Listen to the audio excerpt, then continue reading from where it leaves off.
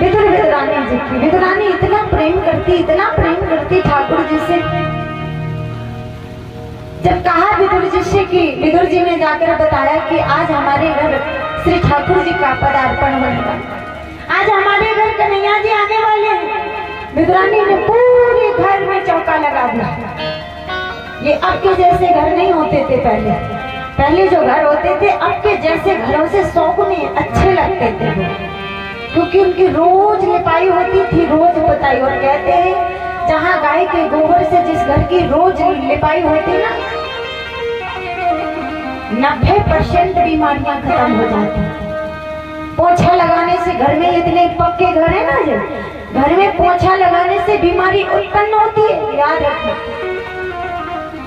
और लिपाई करने से 90% बीमारियां खत्म हो जाती हैं। हम पोछा तो लगाते हैं, उससे साफ सुथरा तो हो जाता है, परंतु महाराज आपने खुद अनुभव किया होगा, थोड़ी देर बाद हमारे कमरे स्माइल करने से ऐसे जब आप खड़े होंगे तो आपको अंदर से खुद लगेगा कि उसमें स्मेल आ रहा है, यानी कि अजीब तरह की महक आती है, मक्खियां बैठती हैं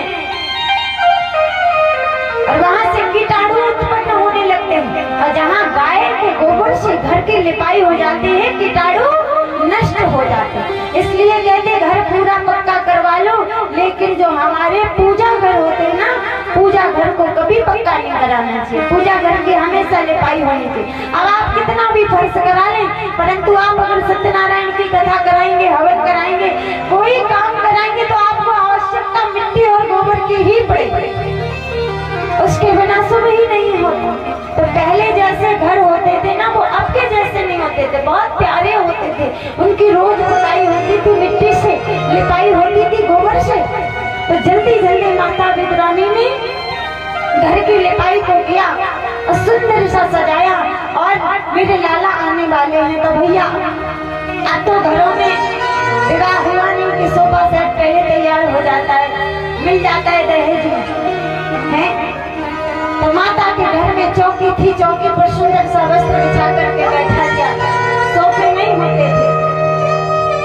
और जब घर में बिठाया है, बिठाने के लिए चौकी बिछा दी और जल्दी से सोचा विदुर जी चले गए हैं बाजार लाला के स्वागत में भोग लगाने के लिए, कुछ प्रसादी लेने के लिए। और विदुरानी विचार किया मैं जल्दी से स्नान कर लूं। स्नान करने के लिए जब स्नान घर में प्रवेश कर गई, इतने में लाला कन्हैया आ गए। और जैसे ही कन्हैया आए, कन्हैया ने आवाज लगाई काकी काकी, और जो आवाज में कानों में पड़ी, काकी का रोम रोम पुलकित हो गया। लाला आ गए तो काकी को अपने तन बदन का होश नहीं रहा, निर्वस्त्र ही स्नान घर से बाहर निकल पड़ी। कन्हैया ने अपना पीतांबर उठाया और मैया को दिया, पहले इसको ओढ़ लो फिर मेरे सामने। पीतांबरी को ओढ़ लिया और मैया आई। अब लाला के मुख से नजरें नहीं उठ रही, और जब नजरें नहीं हट रही हैं, लाला को चौकी पर विराजमान कराया और बिठाया।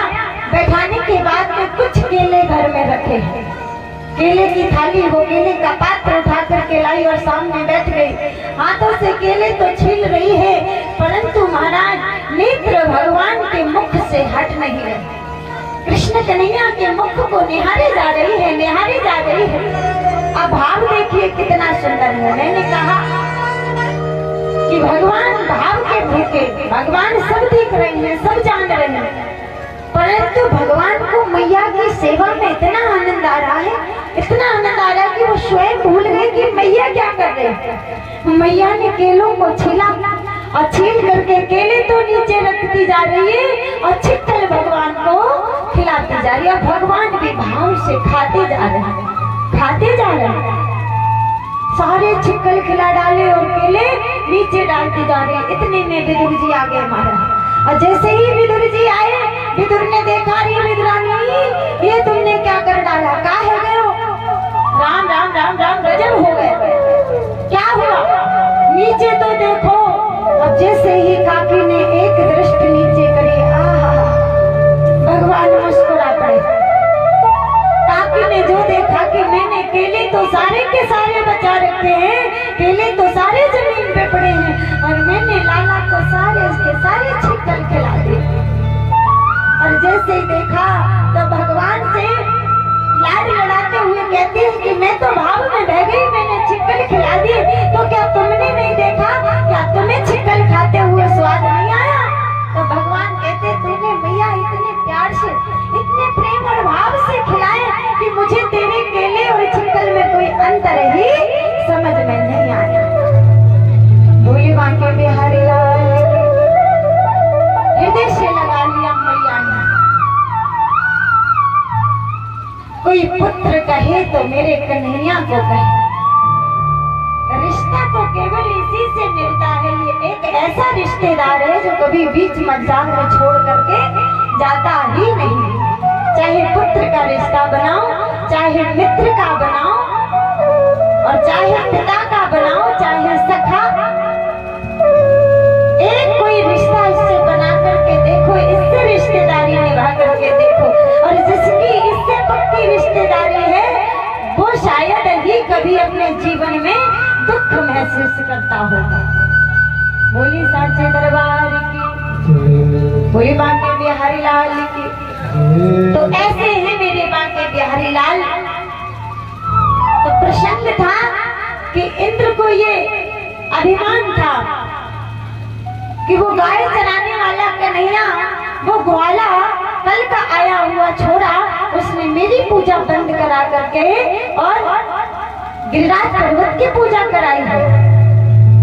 तो भाव ये है कि जिनको लगता है कि वो कैसा भगवान है, वो ग्वाला है, वो कोई साधारण बालक है, नहीं नहीं महाराज, वो साधारण से साधारण लीलाएं करता है। वो महाराज उसके गरीब से गरीब जितने मित्र हैं ना, कभी भगवान ने अपने उन मित्रों को यह आभास नहीं होने दिया कि मेरे रहते हुए उन पर कोई गरीबी है।